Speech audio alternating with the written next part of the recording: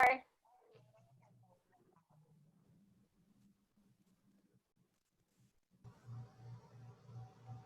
afternoon. I just want to say a quick hello to everyone who is coming on and joining us. We're going to get started in just a few minutes. We want to give everybody an opportunity to log on and get in on time. We'll start promptly at 4 o'clock.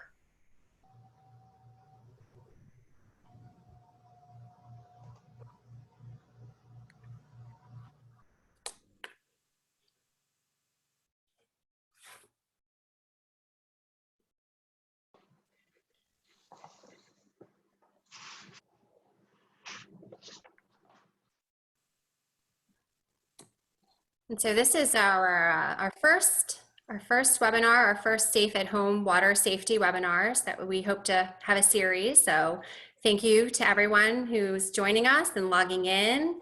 My name is Jessica Wani. I'm a research coordinator with ASU, and I also happen to be president of Paradise Valley's United Parent Council. Water safety is such an important topic, and I'm really grateful to ASU and to Phoenix Children's Hospital and to Arizona State University Sun Devil Fitness for putting this webinar together and all of the critical resources that are going to come along with it. You might see there's a poll popped up on your screen, so your responses are anonymous. We'll be doing a few polls throughout the webinar, so feel free to hop in and contribute your answers there today. I also just want to let everybody know that this is going to be an interactive presentation, so feel free to use the Q&A box. You should see it sort of on the toolbar, and you can also use the chat feature to drop in any of your questions. And as we move along through the presentation, the presenters will answer your questions, you know, as they may be relevant to the subject that they're talking about. And then there'll be another opportunity towards the end of the presentation as well, where we'll make sure that we're getting your questions answered. So again, interactive webinar, feel free to use the Q&A, feel free to use the chat box. It looks like we have a couple of maybe questions coming in already. Oh, yes, good afternoon, everyone. And I also just want to let everybody know, we will have another presentation. Right now it's scheduled for Monday, July 27th, so you can save the date for that. Everyone who's in attendance today will receive a registration and an invitation link to make sure that you are able to register for that second webinar.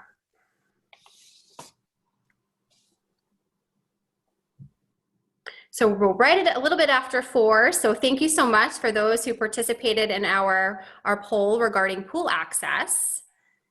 It's always interesting to see what the results of these live polls are. 92% voted, so that's pretty good.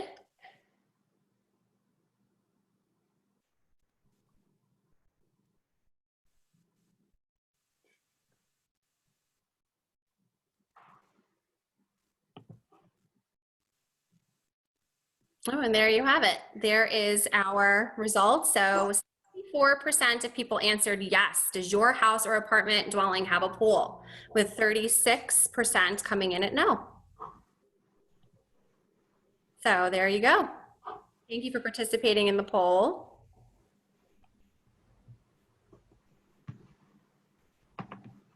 So for today's presentation, this webinar, as I mentioned before, is a collaboration between Phoenix Children's Hospital, Arizona State University, and ASU's Sun Devil Fitness and Wellness team.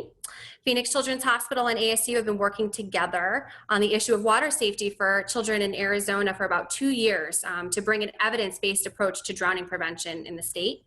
The partnership draws together Phoenix Children's Center for Family Health and Safety, who have a long and strong track record in the area of injury prevention, ASU's College of Law with their expertise in public health policy, and Edson College of Nursing and Health Innovation, Sun Devil Fitness and Wellness, and Sun Devil Athletics. So quite the collaboration here, not one you see every day.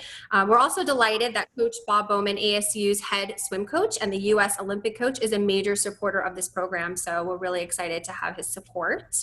It looks like we are going to go ahead and get rolling. So today, these are our 3 presenters that we have, 3 experts in the field of water safety, including Tiffany Isaacson from Phoenix Children's Hospital, Professor Di Bowman from Arizona State University, and Joey Laneef from Sun Devil Fitness and Wellness at ASU. Tiffany is the Senior Injury Prevention Specialist at Phoenix Children's Center for Family Health and Safety, and she's going to kick off the webinar today with basically an overview of why water safety is important, especially for children in Arizona and especially at this time. So take it, Tiffany, and thank you so much to everyone who is ready to learn a little bit more about water safety today. Thank you so much. I want to make sure that I say thank you to ASU, both athletics and the School of Public Health and Law. It's terrific to be able to bring helpful programming to the community right away and react quickly in a time of need. Our focus today is really going to be empowering parents. The first thing that we did when we began to plan this event was try to get clarity from the community and from the people that we know that have children and our moms and dads. So we asked them what their experience has been like since the middle of March. If you move on to the next slide, you'll see that families are definitely struggling. When I ask my friends if they're stressed out, they tell me, no, we're doing okay. But when we start to talk about things in more depth, what I hear from my friends is they're not sleeping very well. Some of our eating habits have changed. Some of us are eating more and more junk food than we used to eat. Some of us find that we're a little more irritable with our family members than we would like to be. There's a lot going on and we're really stressed out. The other thing that we're hearing from families is that they're having to Google answers to 4th grade math questions. They're finding themselves homeschooling unexpectedly. The childcare systems that were in place for families in the past are not there for them now, and they're having long days at home. If you'd like to go on to the next slide. I think all of the moms and dads out there can relate to Barbie here, trying to stay home from work, watch the kids, stay hydrated, not be broke, find toilet paper. If you're doing all of these jobs right now, and you're doing it with a child who's less than 5 years old at home, it's really difficult, because when children are very young, they don't really have self-control. They're not really able to follow the rules. Sometimes they'd like to follow the rules for you, but they just can't. It's hard for them to take turns, and they really may enjoy breaking the rules. It's part of normal development for a child to do the opposite of what you ask them to do. And on a normal day, that's really difficult. It's important to think about how we can build from the strengths that you already have as a parent.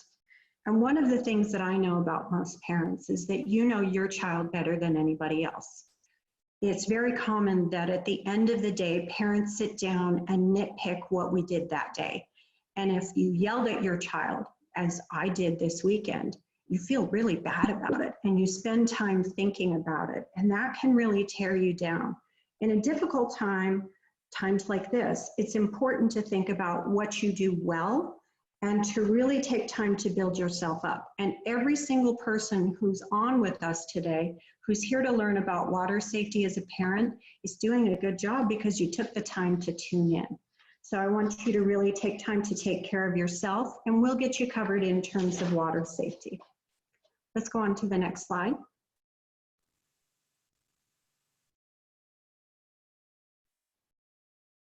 So in the United States, drownings are the leading cause of injury-related death. And when we think about child drownings, we tend to talk about 1 to 4-year-olds. Drownings are the leading cause of injury-related death for children between the ages of 1 and 4 years old. The national average for child drownings is 2.87 per 100,000. And it's important to think about what those numbers mean. When we talk about drowning across the United States for children, and we compare a place like Los Angeles that has a population of 4 million people to a place like Gila Bend that has a population of roughly 2,000 people, how do we compare those two places and really understand the problem of child drowning? What we do is we use this number, this per 100,000 number, which tells us that across the United States, when we account for the size of a community, in the past, for a group of 100,000 children, about 2 or 3 children in the 1 to 4-year-old age group are drowning every year. And that is a very high rate. When we look at drownings across the board, including all ages, We see that children between the ages of 1 and 4 in the United States are the largest group of victims. Next slide.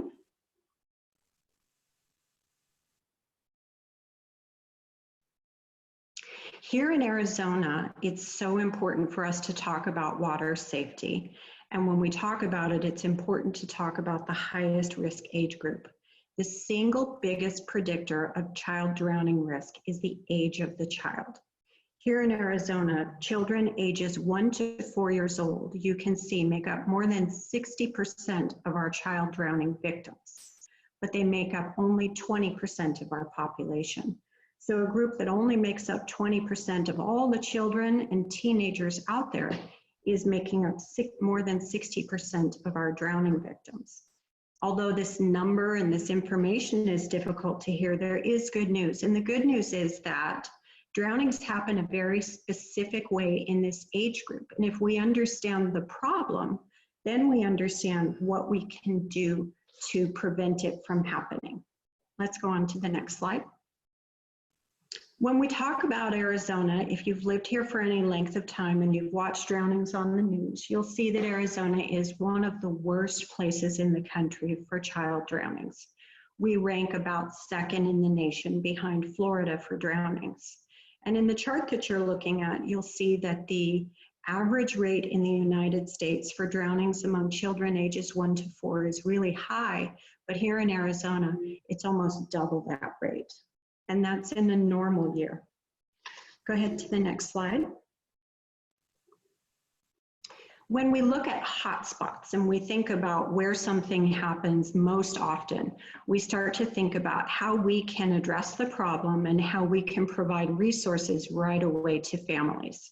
So this is a map that shows you the zip codes where fatal drownings have happened in the past.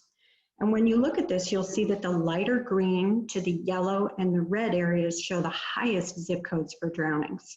This is where drownings have happened most frequently, the hot spots.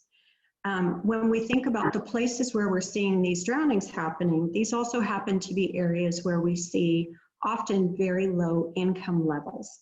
So we wanted to make sure today, number one, that we got this information out to you very quickly. And number two, that you understand that all of the resources that we'll be sharing with you are free and available to families. The resources that we'll be talking about today are available in English and Spanish, and we'll be sharing those resources with you when the webinar is finished.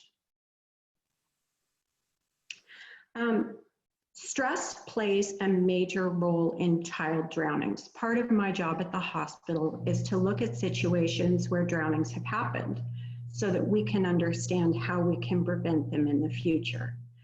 And when I see parent stress and a lot going on and a lot of chaos in a household, it helps me to understand what could have been done differently to prevent a drowning.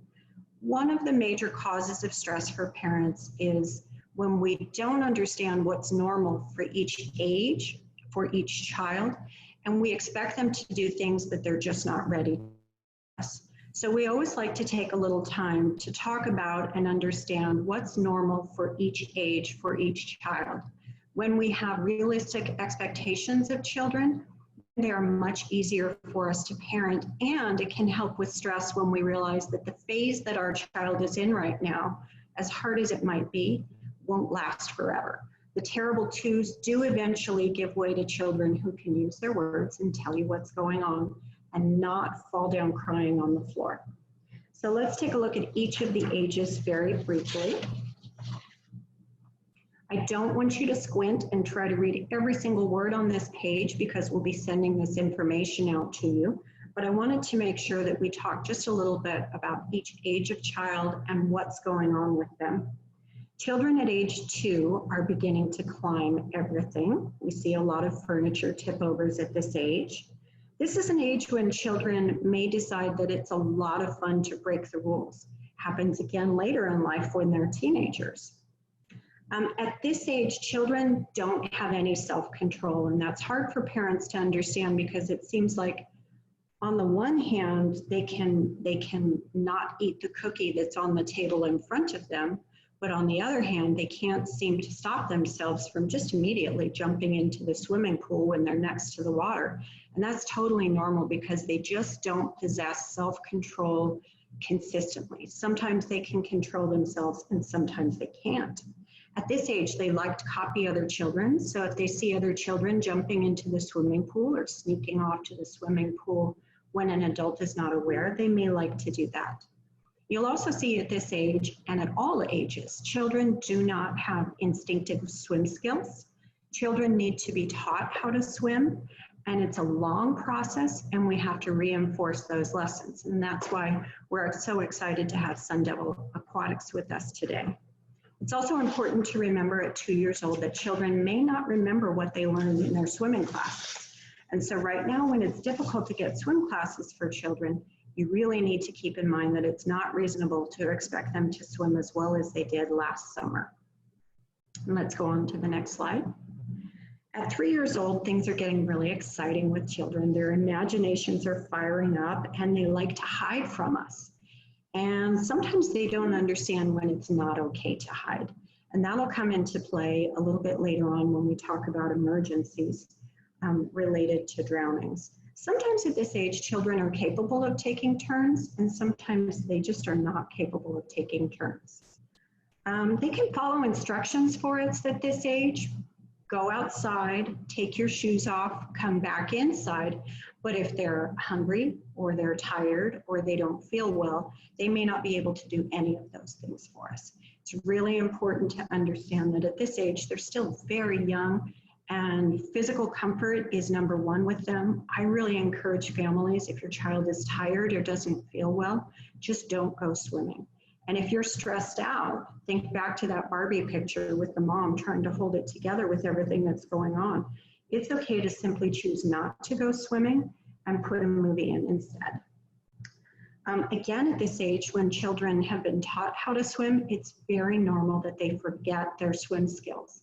And I'm talking about a child who had swim class in the morning, going into the pool at home later that afternoon, and literally forgetting everything that they learned. It's very normal, and we should never expect them to be able to rescue themselves in the water. Finally, at age 4, we go on to the next slide.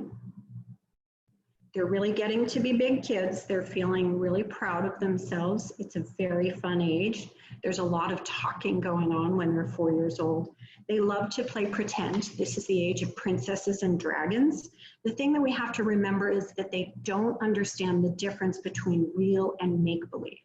So if your little 4-year-old boy believes that he's Aquaman or he's a shark, and he hasn't had swimming lessons, or he's not wearing a life jacket or floaties, when he jumps into the water, he may be shocked to realize that he sinks immediately and can't breathe under the water. They're really agile at this age. They're starting to hop on one foot and sing songs, but again, they're not able to remember their swim skills all the time, so we should never expect for them to be able to. When you take all of this information into account and you think about the most common age for drownings and the fact that drownings usually happen in Arizona at our homes, either a single family home or an apartment, it's very important to understand that the changes that have happened for all of us since March have increased drowning risk. So we're going to be sharing lots of tips today with you to help you make changes. We're also going to remind you throughout the presentation and in our materials that self-care is really, really important. And it's very difficult to reduce your stress right now, but think about the things that do work.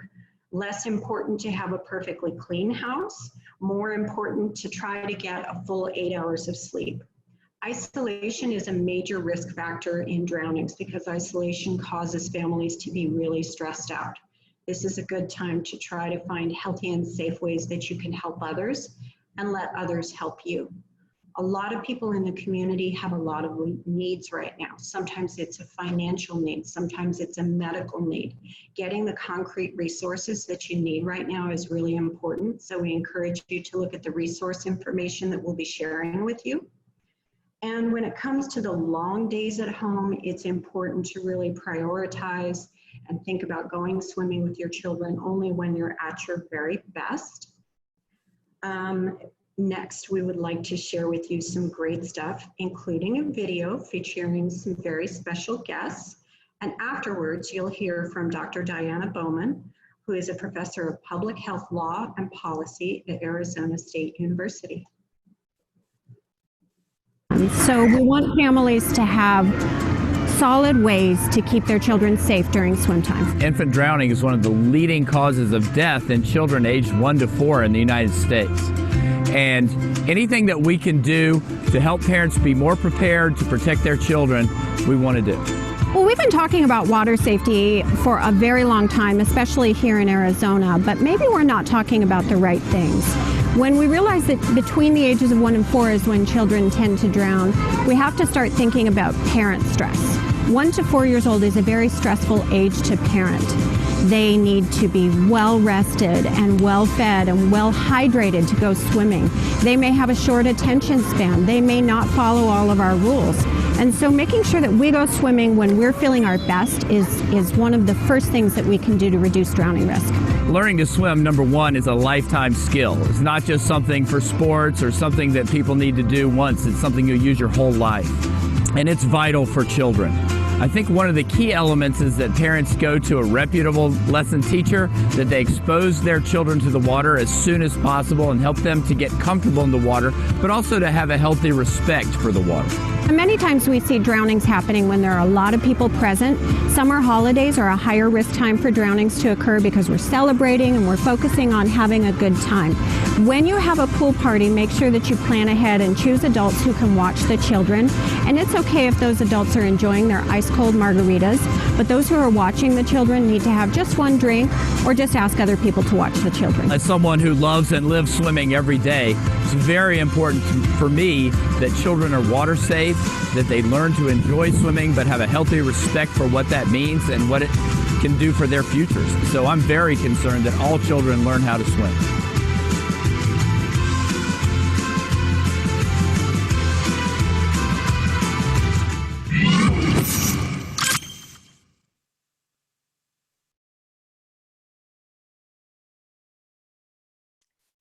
Hi, everybody. Thank you so much for joining us.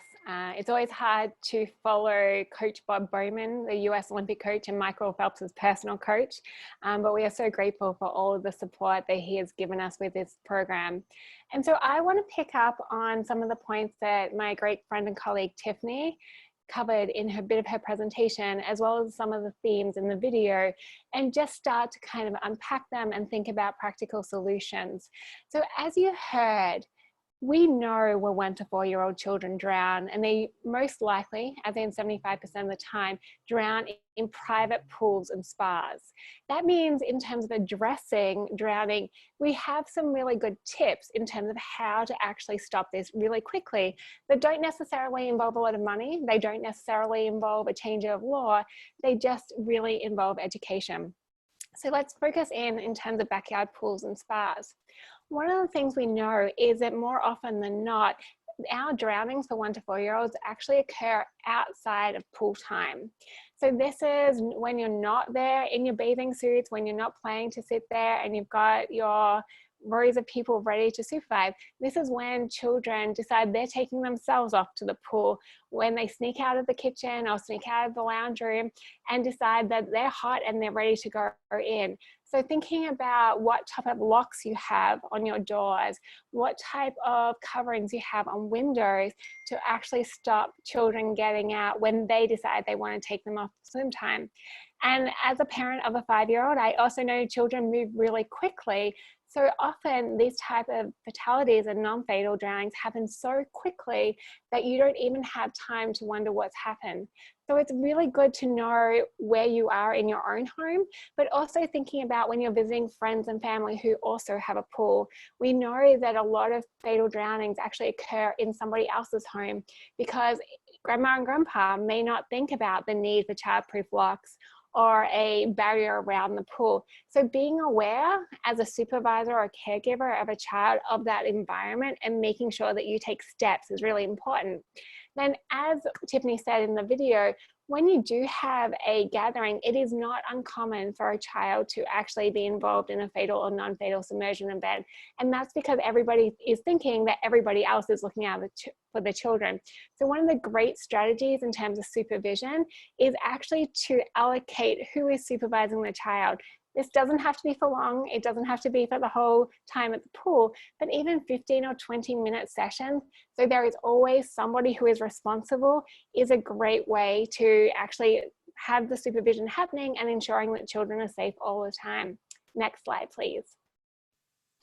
Now, just to kind of think about the childproofing, this is my daughter who just turned 6, so she's slightly above the age range of 1 to 4 that we're targeting.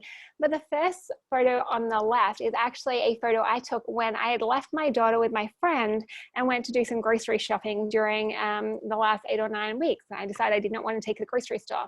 Now, my friend just happens to have a dog door, and anybody who's got a young child will know that dog doors are a very fun play feature for children.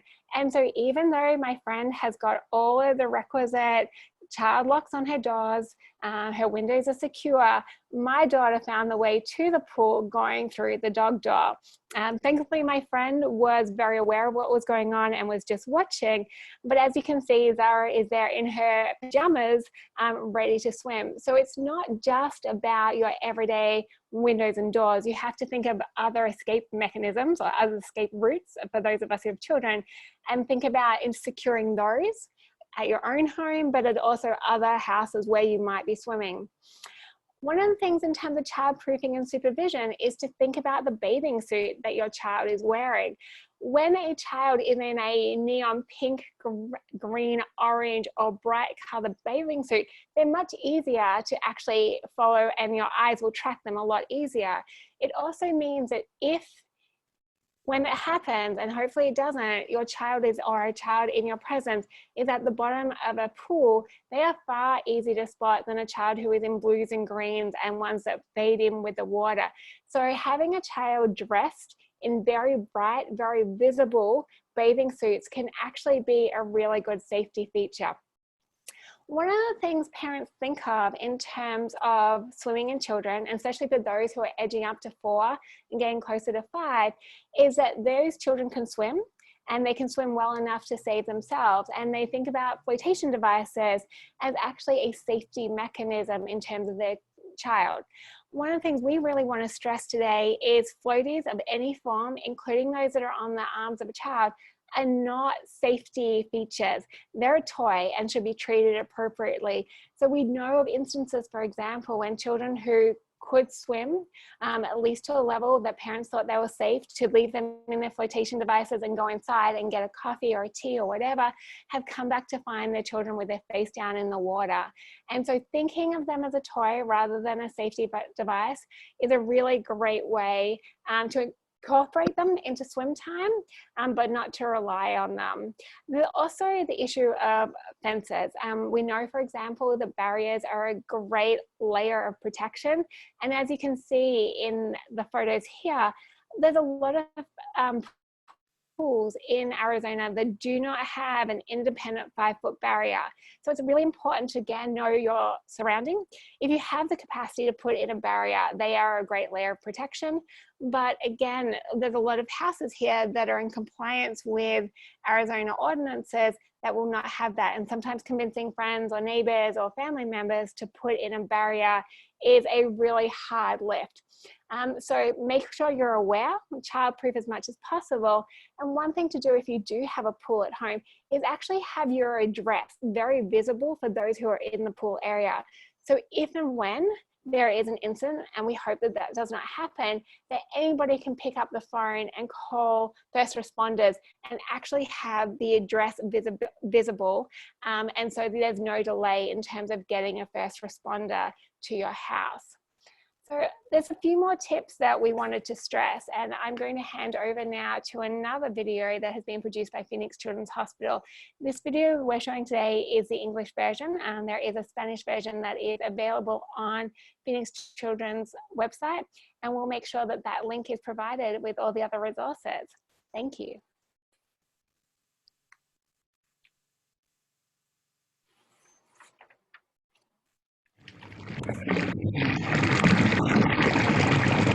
Kids love to swim.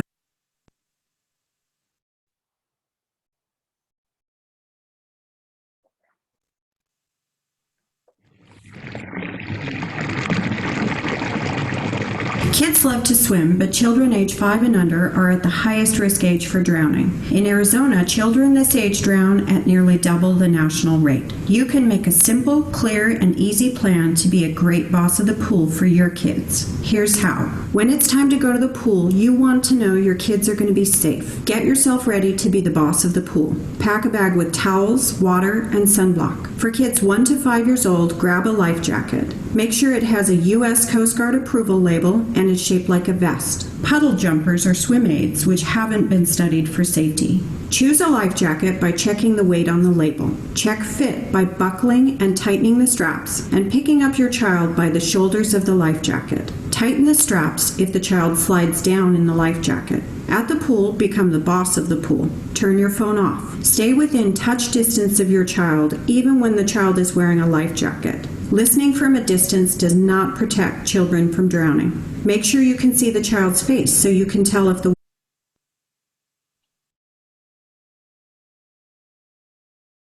water's below the child's chin or above the child's nose. After 15 minutes, ask another adult who can swim to be the pool boss. If you're the only adult, keep swim time short. When you're finished swimming, make sure all the kids and toys are out of the pool, then close and lock the gate. Make this your plan every time your kids swim. It's simple, clear, and easy.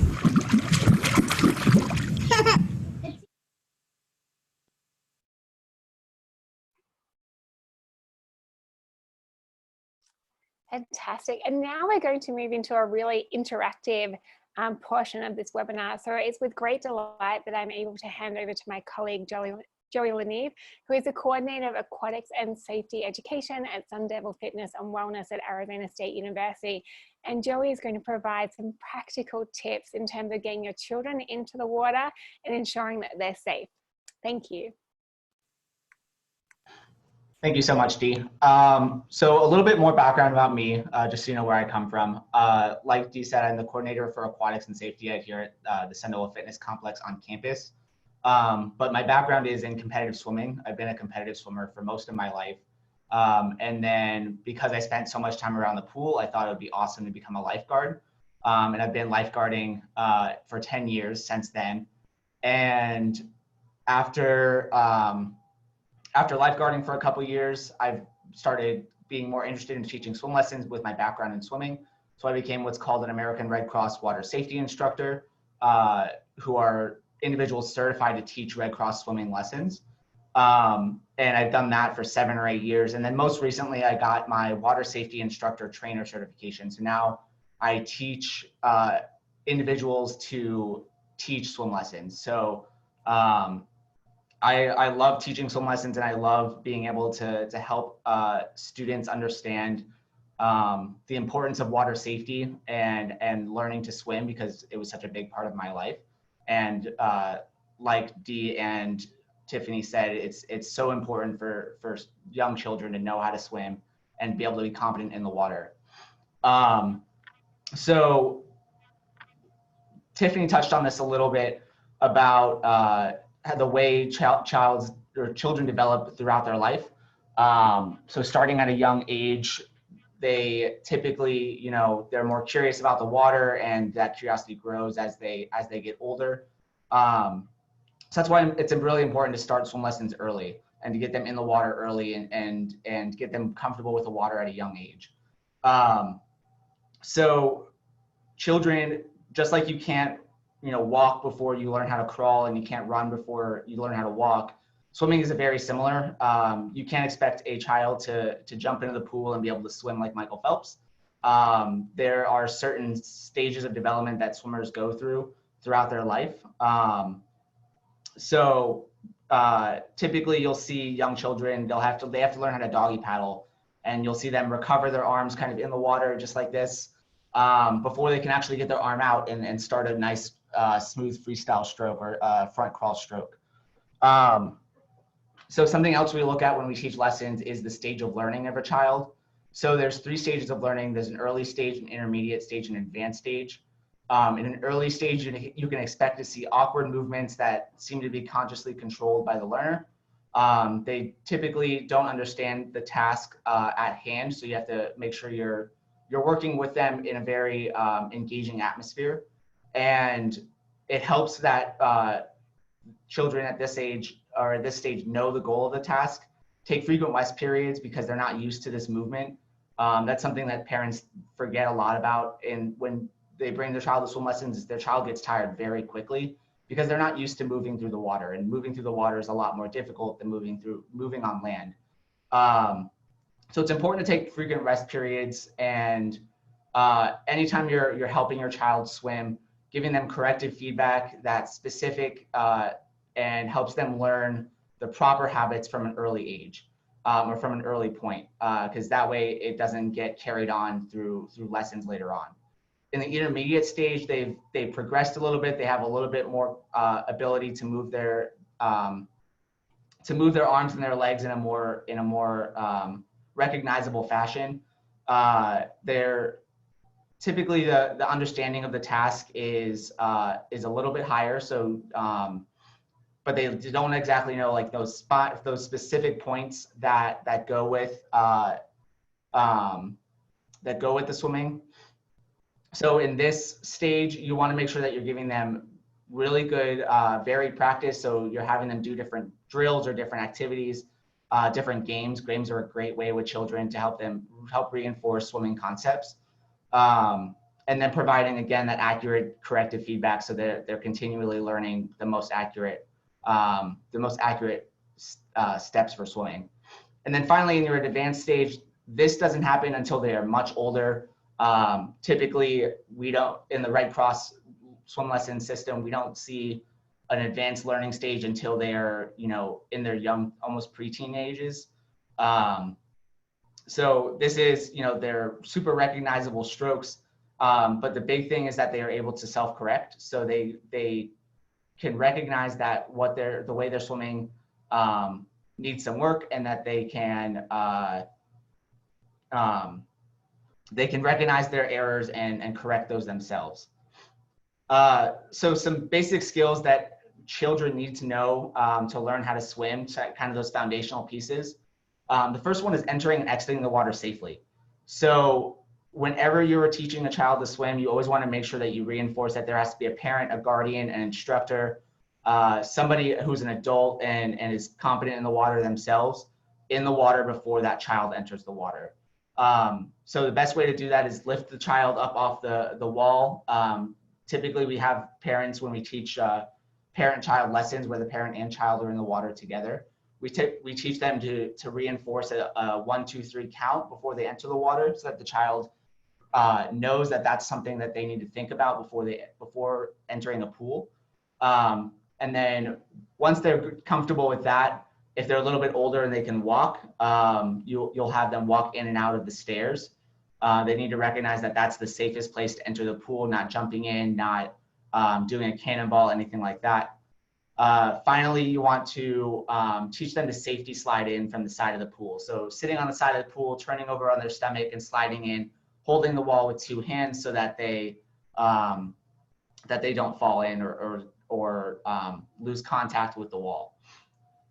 After that, once they've gotten comfortable entering and exiting the water, blowing bubbles is that next step, and that's submerging their chin, their mouth, their nose, and the rest of their face. Typically, we do that as a progression. One of the best ways to do this and teach this for children is to do what's called guided exploration or guided discovery, where instead of, teaching them how to do it or showing them how to blow the bubbles, ask them to show you how to put their mouth in the water, or ask them to show you to put their nose in the water, and let them do that on their own, because that's going to make them be more comfortable instead of physically submerging them under the water, which some parents think is the way to go. Once they've gotten comfortable putting their mouth in the water, move up to their nose, move up to their forehead, and then eventually you can do a really fun activity called bobs. All children love to do these.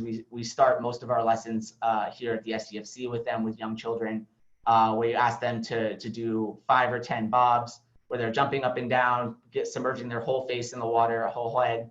And it's great because it's a great way for them to get used to submerging their head underwater and being comfortable coming back up from that position.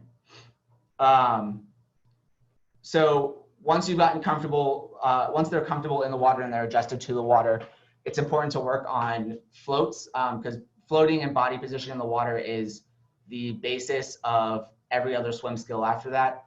So teaching them how to do front glides, so we call them Supermans, where you push off the wall, arms out in front of you, laying down, face in the water, getting used to that position, and then getting used to floating on your back.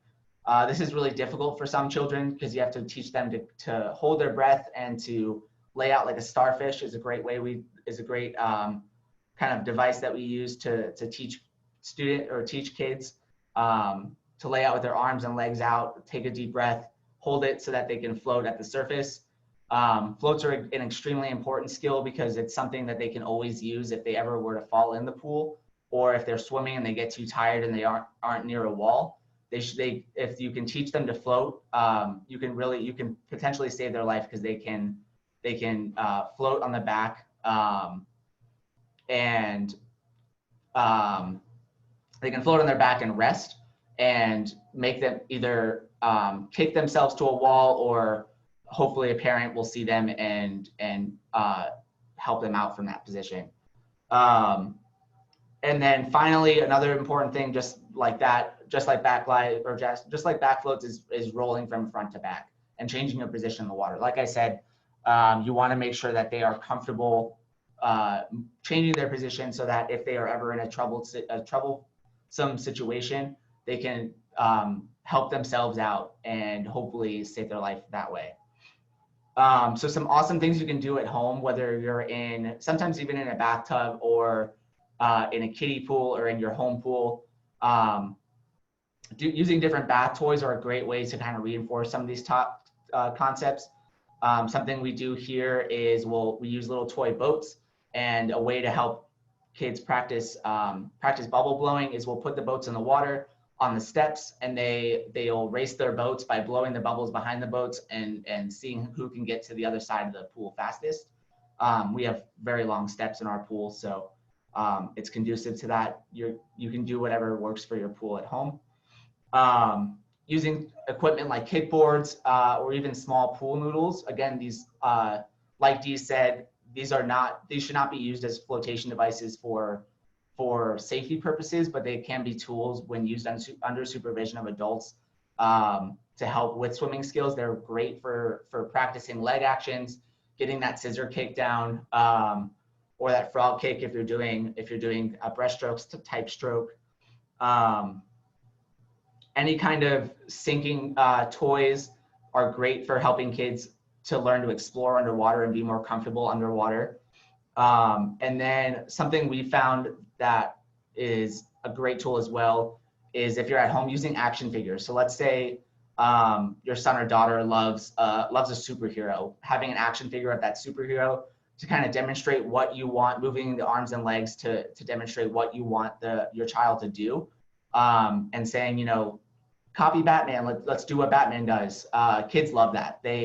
Any kind of game or activity like that that really engages them is a great way for them to be engaged with the learning process for swimming. And finally, just some games that I love to play with kids when I teach them to swim. Red light, green light is a great one. You can do this with arm strokes, leg kicking. Typically, just your regular red light, green light rules. Green light means kick fast. Red light means stop. You can add in yellow light, which is like a slow kick or a slow arm stroke. For floating, a great one is alarm clock. So you have them float on their back, and you tell them that you're going to set an alarm for whatever time they want. So you tell them what time you want to wake up. And let's say they say 7 o'clock, you count to 7 and you ring the alarm and you pick them up out of the water from the floating position. And that's a great way for them to learn how to move from a back floating position to a standing position if you're in shallow water. If you have a really young child singing songs like Hokey Pokey, I'm not going to sing it for you because you don't want to hear that. But if you sing that song and kind of bounce yourself through the water, and then at the end you submerge your child on 3, that's a great way to help get them used to the water and make that water adjustment period really fun. Simon Says is a great one. Again, it's just a way to get them engaged in that, and then coming up with different names for things to make it relevant to that age that you're working with. So that's all I have. I'm gonna hand it back over to Tiffany if you're ready.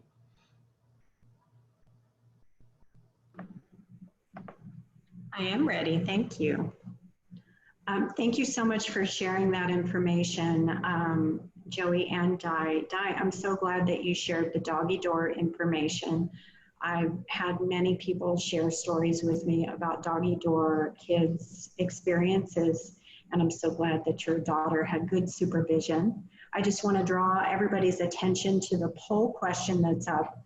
We'd like to know if you know what dry drowning is. So if you can answer that for us, we're going to address dry drowning in a moment. And then a little bit earlier, Carolyn asked people what their plans were for the summer. We want to make sure that we don't assume that we know what you want to know.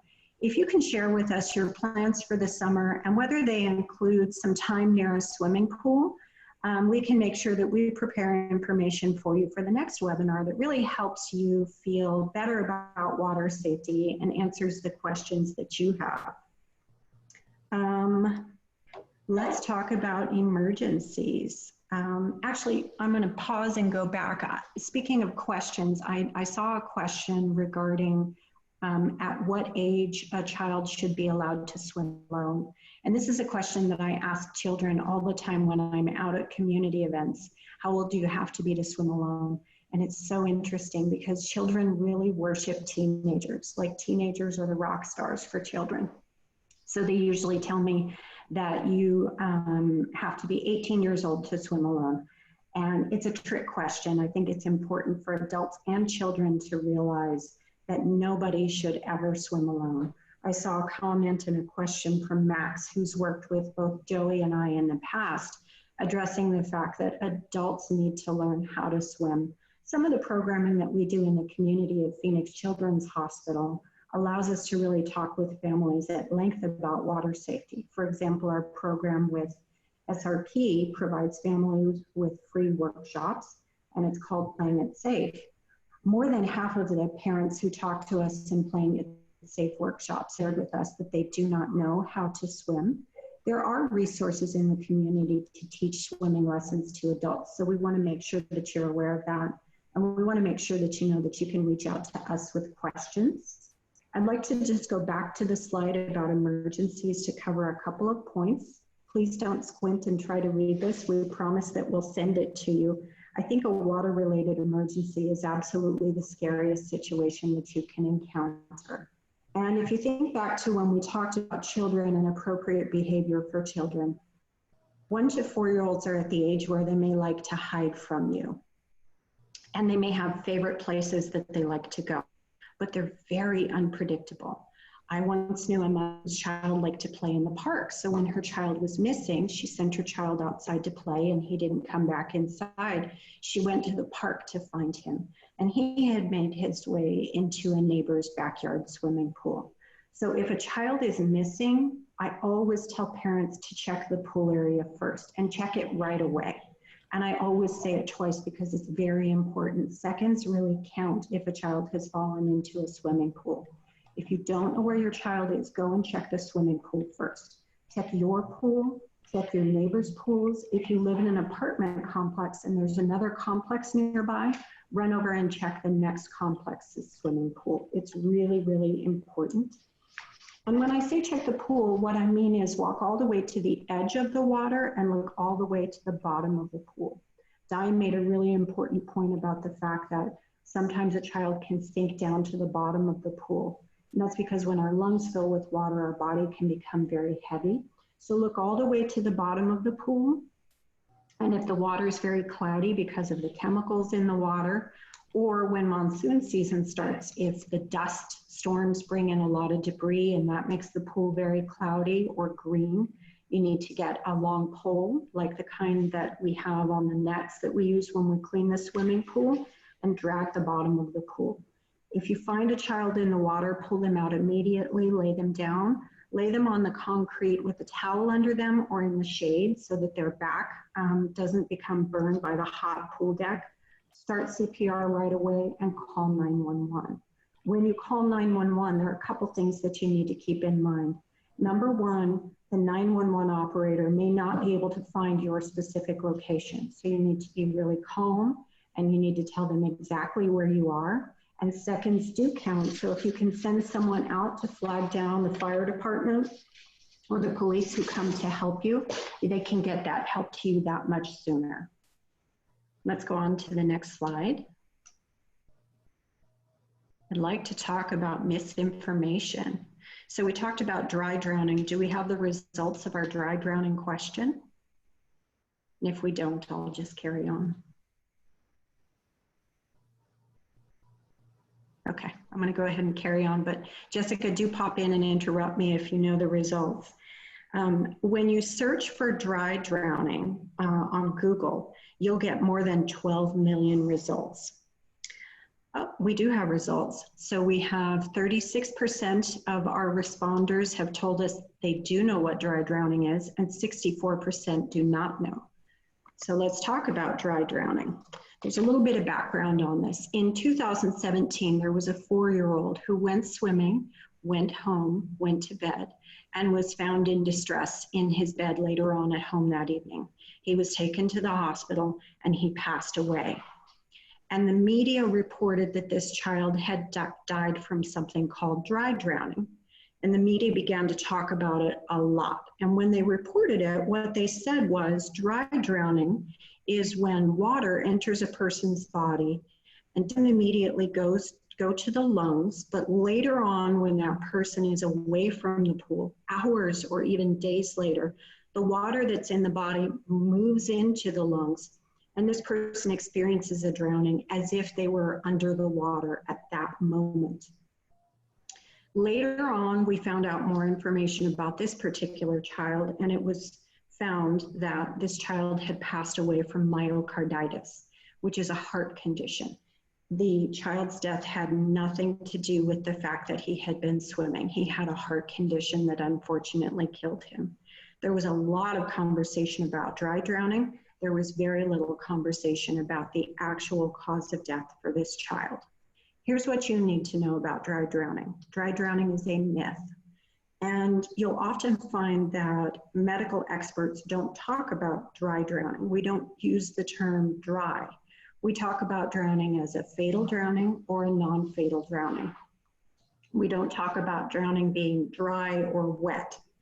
When a person goes into the water and they inhale water and they begin to choke on the water, there are some symptoms that will happen. That person will have difficulty breathing, so their breathing may sound very strange. A person who has inhaled a lot of water and been deprived of oxygen will start to act very sleepy. And sometimes you'll see that this person is very pale and their color doesn't look right. And sometimes the skin around their lips is beginning to turn blue. If I were eating dinner with one of my kids this evening and my child began to be very sleepy and their breathing sounded strange and they were very pale, I would seek medical attention immediately, whether my child had been swimming or not. So it's very important for families to understand that if you believe that your child needs medical attention, you should seek medical attention for your child. But we have more than 12 million results on Google talking about dry drowning, which is a myth. We don't have nearly enough results. If we Google search for supervision while children are swimming, we get 12 million results. So we really need to make sure that parents understand that you should be concerned about making a really solid plan for pool time with your children right now. We don't want you to worry that when you put your child to bed after swimming, they appear fine and later on they will drown in their bed. Likewise, there's been some information on the internet talking about swimming lessons for children. And I think as a parent, we always love to brag. I always love to brag about my children, and we like to post videos of our children demonstrating amazing swim skills. It's really important to recognize that strong swim skills can be shown in children who are less than 5 years old. We should never expect those skills from that child every single time.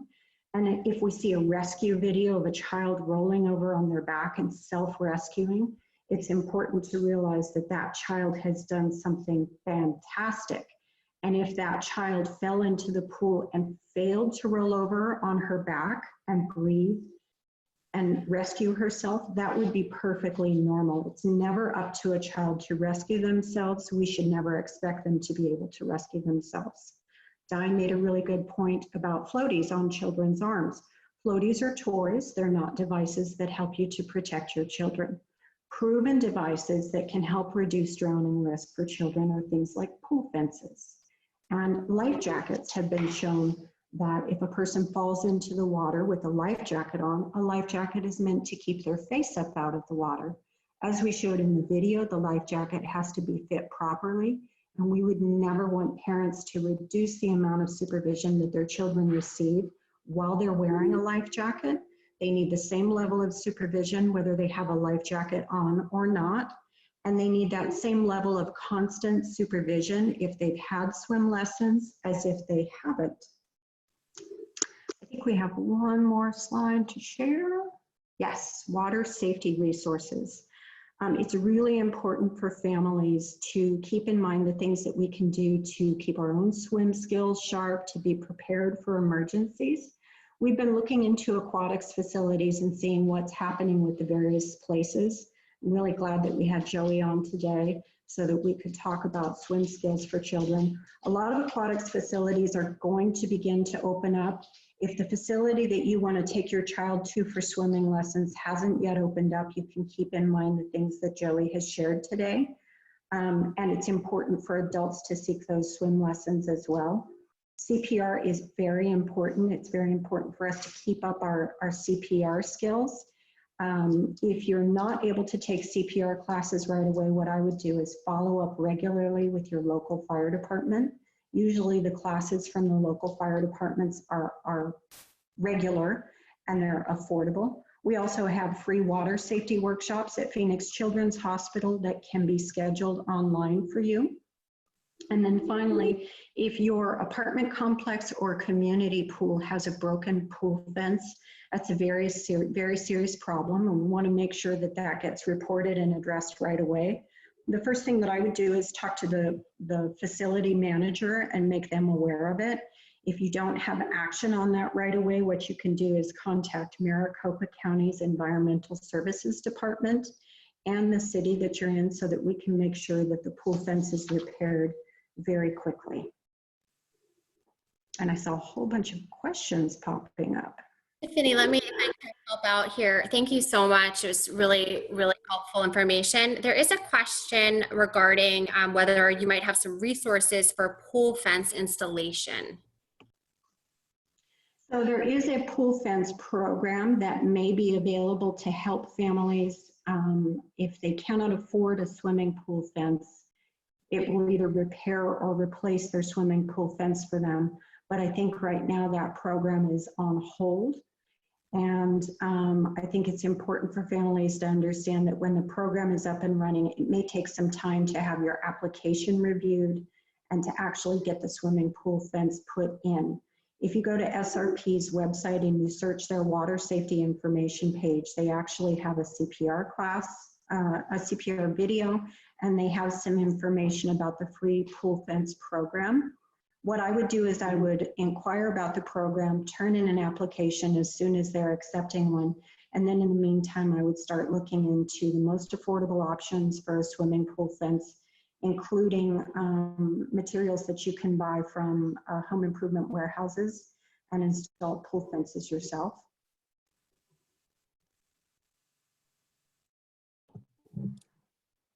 Thank you so much.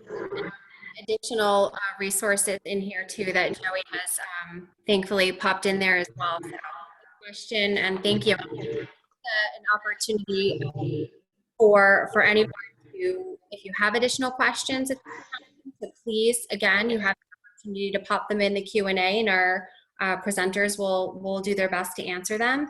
I can share a question that did come in. It was from a preschool teacher, actually, asking how she could help spread awareness around water safety at school. For example, are there materials that preschool teachers could share to help kind of put together a unit on water safety for preschools and for their families? So I'm not sure who might want to answer that one.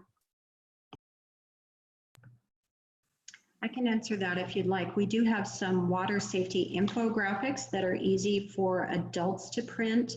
And Phoenix Children's Hospital also has an activity for children. It's a handprint pledge, and so the children can either put their hand on a stamp pad, or they can trace the outline of their hand on a coloring sheet. We can make that available for families. I think it's a terrific question. I'm really glad that it came up, because it's important for us to talk with children about all of the things that they need to know about life through the ages and stages. When we talk about water safety for preschoolers, we really have to keep in mind what's normal at that age and what are they capable of understanding. And so when we talk with a preschooler about water safety, just a really simple message like never swim by yourself is adequate. It's more important at a preschool for that information, like an infographic, to be shared with parents. It's the parents' responsibility to really understand what goes into a good water safety plan, and to remember that the child's job is to have fun and to break rules and to make messes and to make mistakes. Tiffany, thank you for that reminder. Isn't that true? I think we're all remembering that right now as we're all home with our kiddos. I also just want to make mention that there is a resource link that you can find in the chat box right now. And it has tons of amazing resources for you. It's a tinyurl.com safe at home resources link. And then I believe we'll be sending out that PDF and that link to everyone who registered today. But I just want to let you know it is in the chat box if you want to pop in there and cut and paste it. And then also just wanting to make note that Joey did put additional information in there for parents and families. There is a suggestion that a topic that perhaps we might take up in the future, in a future webinar, that might give some clarity on ISR versus traditional swim lessons.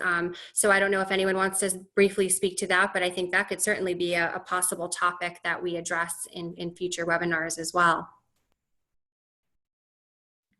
I can address that if you'd like, and I'm sure Di has some thoughts on that as well. I think we'd be happy to talk with families about what they're looking for specifically from swim lessons, and what they should expect to receive when it comes to the benefits and the expectations from each swim lesson. So I'm going to address it somewhat differently in terms of just pointing out that there are a multitude of different resources in terms of accessing swim lessons, and that a number of the cities actually offer free swim lessons throughout the summer, and that some of the swim schools here do reduced price swim classes for certain families if you meet the criteria. And definitely, as a mother who had a 2-year-old in swim classes, finding something that works for the child and not pushing them into an environment that they are uncomfortable with was very important for me. So I think level of comfort for parents and children is actually key. And Joey's probably got the more scientific kind of response there. So I'll hand over to him if he's got some thoughts too. Yeah, so if anyone doesn't know, ISR is swim lessons that focus on self-rescue. So some of those things like I talked about, learning to float on your back if you get tired or if you fall into the pool. It really does come down to the type of lessons you're looking for your child. If you want them to truly be comfortable in the water and to really learn skills in a progression over time, and not only that, but also learn important water safety topics along the way. A more traditional lesson format is for you. The big thing with ISR swim lessons is you just want to make sure you're getting it from a reputable source if that's the direction you want to go in, because it does, I mean, a lot of it is very, bring the child out to the middle of the pool and let them find their way to the wall type of thing. So there is a little bit more risk involved with that. So it's something you have to think about, the direction you want to go with your lessons for your child and the outcome you want to get for the swim lessons. There's a new question here in the Q&A box. Thank you for your question. What are your thoughts on slip and slide with younger children? So I just put a response into the chat window. I think I messed up on the logistics in terms of responding. So slip and slides are a lot of fun, and I've got to say we've got one in our house, and the adults as well as the children have a lot of fun with it. The key here is supervision, especially with younger children who maybe have the ability to put their head down in a small puddle of water. They're usually the really young kids who probably will have problems walking in anyway, so not going to be key participants. But supervision is really key, and just having fun. And I would say if you're doing that, make sure you got your sunblock on the whole time, given we're now in the Arizona heat. Thank you. Thank you. So if we don't have any other questions, we'll just give maybe just a minute or so in case anyone has any lingering thoughts. But I just want to thank everyone for attending today, and then I'll be passing it back on to Di. Thank you.